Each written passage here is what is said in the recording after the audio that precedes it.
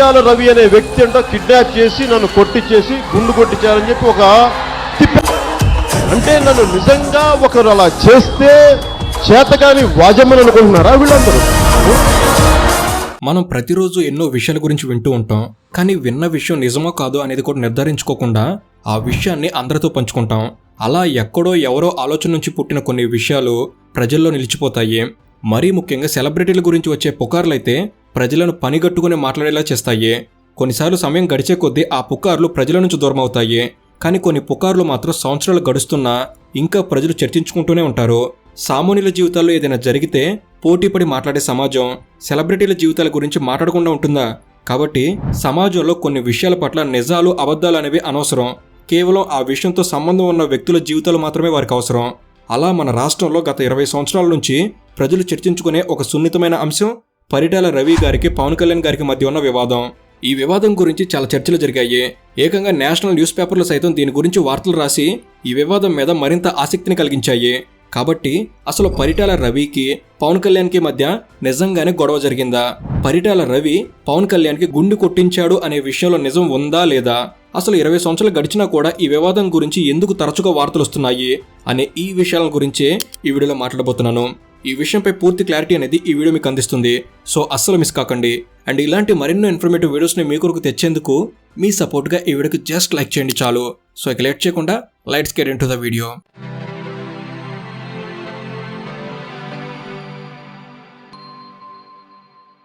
పరిటాల రవి మరణించి దాదాపు 20 సంవత్సరాలు అవుతుంది. ఇన్ని సంవత్సరాలు అయినా పరిటాల రవి గురించి మాట్లాడే సందర్భం వచ్చిన ప్రతిసారి, ముఖ్యంగా పరిటాల రవి జయంతి వర్ధంతి సందర్భంగా ప్రతి సంవత్సరం పరిటాల రవి పేరును తలుచుకోవడం రాష్ట్ర వ్యాప్తంగా జరిగే విషయమే. అలా పరిటాల రవి ప్రస్తావన వచ్చిన వెంటనే చాలా మంది పవన్ కళ్యాణ్తో ఆయనకు వివాదాలు ఉన్నాయి అనే విషయాలని తెర మీదకు తీసుకొస్తున్నారు. ఈ రకమైన ధోరణి పవన్ కళ్యాణ్ రాజకీయాల్లోకి వచ్చిన తర్వాత మరీ ఎక్కువైంది. పవన్ కళ్యాణ్ విమర్శించడానికి, ఎదుర్కోవడానికి ఈ వ్యవహారం పవన్ కళ్యాణ్ ప్రత్యర్థులకు ఒక ఆయుధంలో ఉపయోగపడుతుంది. అయితే ఈ వ్యవహారం 1998లో అంటే దాదాపు 25 సంవత్సరాల క్రితం మొదలైంది. 2007లో ఈ వ్యవహారంలో తప్పుడు వార్తలు రాశారు అని పవన్ కళ్యాణ్ గారు స్వయంగా రోడ్డు మీదకు వచ్చి ధర్నా చేసి అప్పట్లో ఈ విషయానికి ఇంకా ఎక్కువ పబ్లిసిటీ తీసుకొచ్చారు. ఆ తర్వాత కొన్ని రోజులకు ఈ వ్యవహారం కాస్త చల్లబడింది. కానీ పవన్ కళ్యాణ్ రాజకీయాల్లోకి వచ్చి యాక్టివ్గా పాలిటిక్స్ చేస్తున్న ప్రతిసారి ప్రత్యర్థులు పరిటాల రవి పవన్ కళ్యాణ్కు గుండు చేయించాడు అనే విషయాన్ని పదే పదే ప్రస్తావిస్తూ ఆయన్ని మోరల్గా అటాక్ చేయడం మొదలుపెట్టారు. నిజానికి పవన్ కళ్యాణ్ గారు రాజకీయాలు చేయడం అనేది జనసేన పార్టీతో మొదలు కాలేదు. 2008లో చిరంజీవి గారు ప్రజారాజ్యం పార్టీని స్థాపించారు. అప్పటి నుంచి పవన్ కళ్యాణ్ గారు రాజకీయాల మీద దృష్టి సారించడం మొదలుపెట్టారు. అప్పట్లో ప్రజారాజ్యం పార్టీ వ్యవహారాల్లో పవన్ కళ్యాణ్ గారు పాల్గొనేవారు. అలా అప్పటి నుంచి రాజకీయ ప్రత్యర్థులు పవన్ కళ్యాణ్ మీద పరిటాల రవి పేరును ప్రస్తావిస్తూ విమర్శలు చేస్తున్నారు. ఆ తర్వాత ప్రజారాజ్యం పార్టీ కాంగ్రెస్లో విలీనమైన తర్వాత 2014లో పవన్ కళ్యాణ్ సొంతంగా జనసేన పార్టీని స్థాపించారు. 2014లో జనసేన పార్టీని స్థాపించిన తర్వాత పవన్ కళ్యాణ్ గారు ఆ ఎన్నికల్లో పోటీ చేయకుండా తెలుగుదేశం పార్టీకి మద్దతు ప్రకటించారు. దాంతో పవన్ కళ్యాణ్ అభిమానులు టీడీపీకి అనుకూలంగా పనిచేశారు.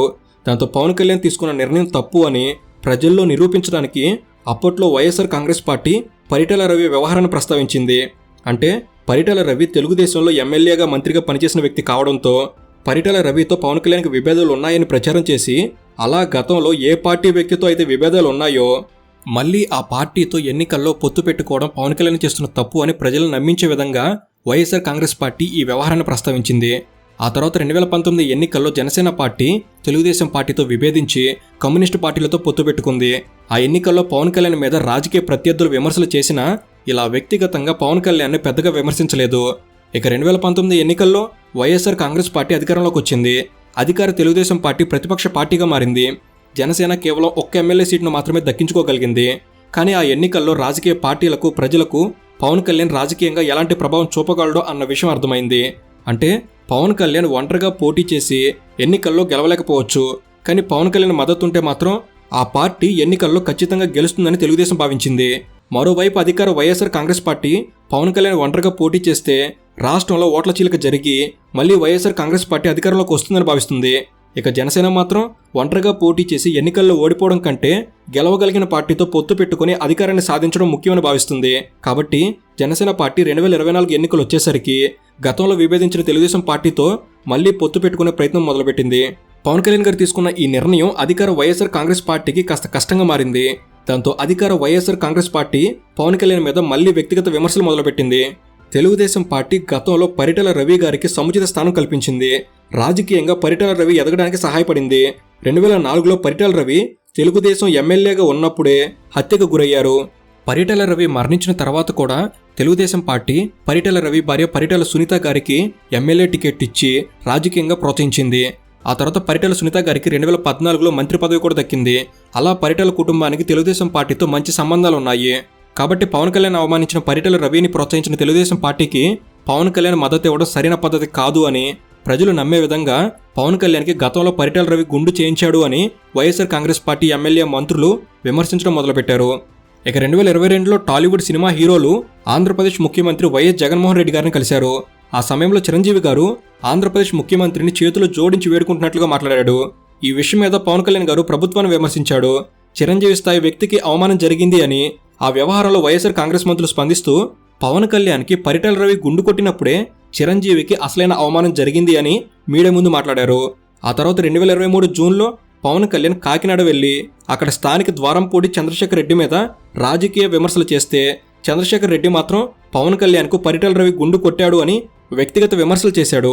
ఇలా పవన్ కళ్యాణ్ చాలాసార్లు ఈ వ్యవహారంలో రాజకీయ ప్రత్యర్థులతో మాట పడాల్సి వచ్చింది. కాబట్టి అసలు పవన్ కళ్యాణ్ మరియు పరిటాల రవి మధ్య ఏం జరిగింది అనే విషయాన్ని గమనిస్తే పరిటాల రవికి హైదరాబాద్ జూబ్లీహిల్స్లో ఇల్లుండేది. 1997లో పరిటాల రవి మీద హైదరాబాద్లోని రామానాయుడు స్టూడియో ముందు బాంబు దాడి జరిగింది. ఈ దాడిలో పరిటాల రవి తీవ్రంగా గాయపడ్డాడు. ఈ దాడిలో 26 మంది చనిపోయారు. ఈ 26 మందిలో జర్నలిస్టులు, సినిమా కార్మికులు కూడా ఉన్నారు. అయితే ఈ బాంబు దాడి రామానాయుడు స్టూడియో ముందు జరగడం, శ్రీ రాములయ్య సినిమా షూటింగ్ ప్రారంభోత్సవం రోజు జరగడంతో అప్పట్లో సినిమా వాళ్ళు ఈ బాంబు పేలుడు మీద స్పందించారు. చిరంజీవి గారు కూడా దీని గురించి మాట్లాడుతూ రాయలసీమ ఫ్యాక్షనిస్టులు సినిమా ఇండస్ట్రీలోకి వచ్చి సినిమా వారికి రక్షణ లేకుండా చేస్తున్నారని మాట్లాడారు. ఈ విషయం అప్పట్లో పేపర్లో వచ్చింది. శ్రీ రాములయ్య సినిమాకి నిర్మాత పరిటాల రవి కాబట్టి చిరంజీవి చేసిన వ్యాఖ్యలు పరిటాల రవికి ప్రత్యక్షంగా తగిలాయి. అయితే ఈ బాంబు దాడి తర్వాత పరిటాల రవి సొంతంగా జాగ్రత్తలు తీసుకోవడం మొదలుపెట్టాడు. సెక్యూరిటీని పెంచుకున్నాడు. చుట్టుపక్కల అనుమానాస్పద వ్యక్తులు ఎవరిని రానిచ్చేవాడు కాదు. హైదరాబాద్లో ఇంటి దగ్గర కూడా సెక్యూరిటీని పెంచాడు. 1997లో జూబ్లీహిల్స్ ప్రాంతం ఇప్పట్లా కాకుండా చాలా ఖాళీ స్థలాలు ఉండేవి. ఆ ప్రాంతం అంతా చిన్న చిన్న కొండలు, రాళ్లతో నిండి ఉండేది. అప్పుడప్పుడే జూబ్లీహిల్స్ అభివృద్ధి జరగడం మొదలైంది. పరిటాల రవి ఇంటికి దగ్గరలో చిరంజీవి కుటుంబం కూడా ఉండేది. అయితే పరిటాల రవి భద్రతను దృష్టిలో ఉంచుకొని ఆయన ఇంటి పక్కన ఉన్న ఖాళీ స్థలాల్ని పరిటాల రవి కొనాలి అని భావించాడు.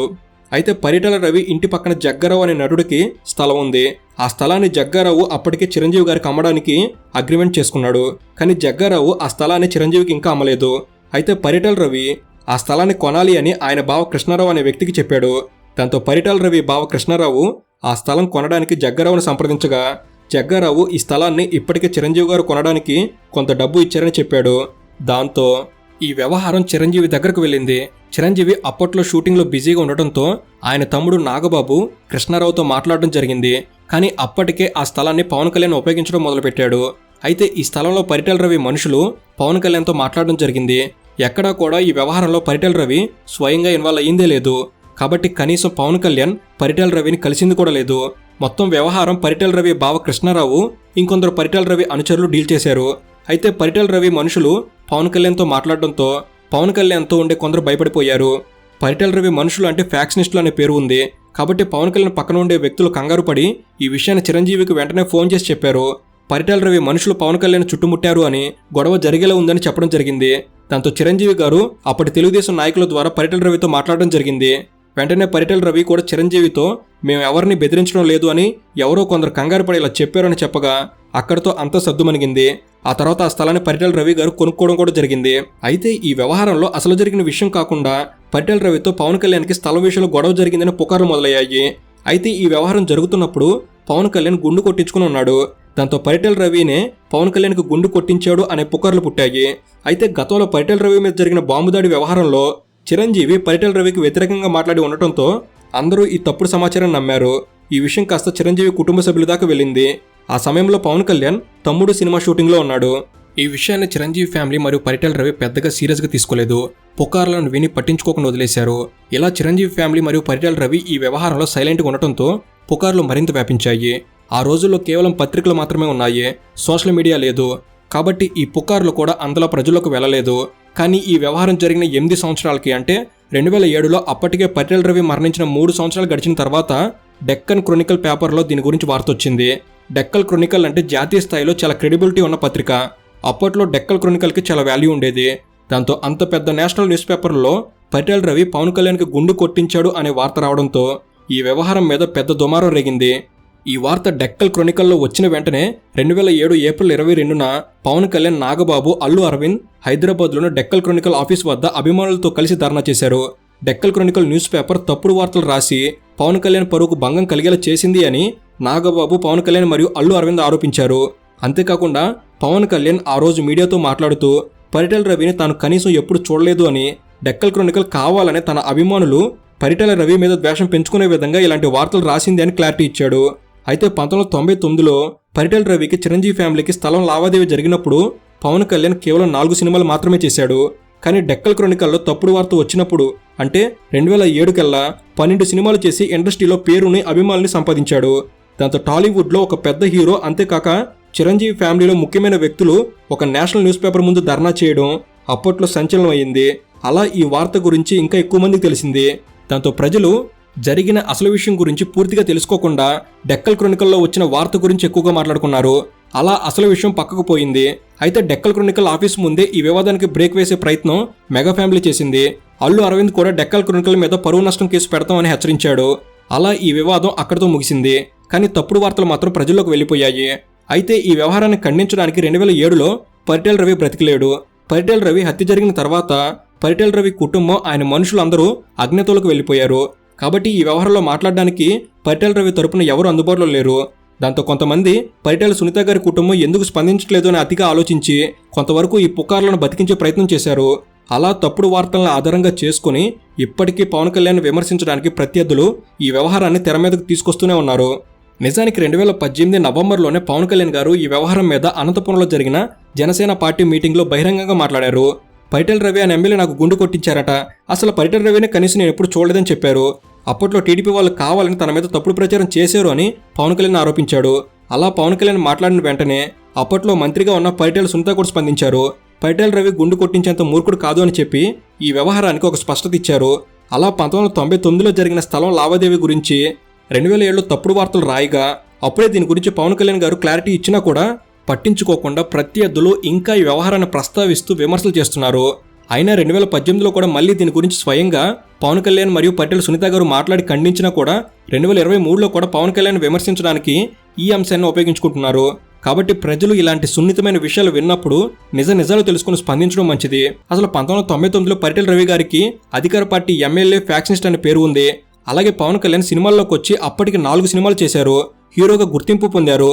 కానీ పవన్ కళ్యాణ్ వెనక టాలీవుడ్ టాప్ హీరో చిరంజీవి ఉన్నాడు, టాప్ ప్రొడ్యూసర్ అల్లు అరవింద్ ఉన్నాడు. కాబట్టి పరిటాల రవి ఎంతో పెద్ద వ్యక్తి కావచ్చు, రాయలసీమ మొత్తం ఆయనకు భయపడి ఉండొచ్చు. కానీ పవన్ కళ్యాణ్ ఏమీ అంత తక్కువ అంచనా వేయదగ్గ వ్యక్తి కాదు. ఈ విషయం పరిటాల రవి గారికి తెలియకుండా ఉంటుందా? 1997లో కారు బాంబు దాడిలో త్రుటిలో తప్పించుకుని శత్రువుల నుంచి ఎలా బయటపడాలి అని సెక్యూరిటీని పెంచుకుని తిరిగిన వ్యక్తి పరిటాల రవి గారు. కాబట్టి మళ్ళీ పవన్ కళ్యాణ్ లాంటి వ్యక్తికి గుండు కొట్టించి కొత్త శత్రువులు తయారు చేసుకున్న ప్రయత్నం పరిటాల రవి గారు చేయరు. ఒకవేళ పరిటాల రవి గారు పవన్ కళ్యాణ్కి గుండు చేయించి ఉంటే చిరంజీవి, అల్లు అరవింద్ ఈ విషయాన్ని అంత సులభంగా వదిలేవారు కాదు. కాబట్టి ఈ చిన్న లాజిక్ చాలు పరిటాల రవి గారు పవన్ కళ్యాణ్కి గుండు కొట్టాడు లేదా అని అర్థం చేసుకోవడానికి. సో ఇది ఫ్రెండ్స్, ఆల్రెడీ పరిటాల రవి గారికి సంబంధించిన పూర్తి జీవిత కథను మన ఛానల్లో రిలీజ్ చేయడం జరిగింది. మీలో ఎవరైనా మిస్ అయ్యి ఉంటే తప్పకుండా చూడండి. అండ్ ఈ వీడియో అనేది మీరు కొత్త విషయాలు తెలుసుకోవడంలో ఎంతో కొంత ఉపయోగపడిందని భావిస్తున్నాను. ఈ వీడియో కనుక మీకు నచ్చినట్లయితే జస్ట్ లైక్ చేయండి చాలు. ఇలాంటి మరెన్నో ఇన్ఫర్మేటివ్ వీడియోస్ ఇక్కడ నుంచి రాబోతున్నాయి. వాటిని మీరు కూడా పొందేందుకు తప్పకుండా మన తెలుగు నాలెడ్జ్ని సబ్స్క్రైబ్ చేసుకుని బెల్ని ఆల్లో పెట్టుకోగలరని మనవి. Thank you for watching. Have a good day.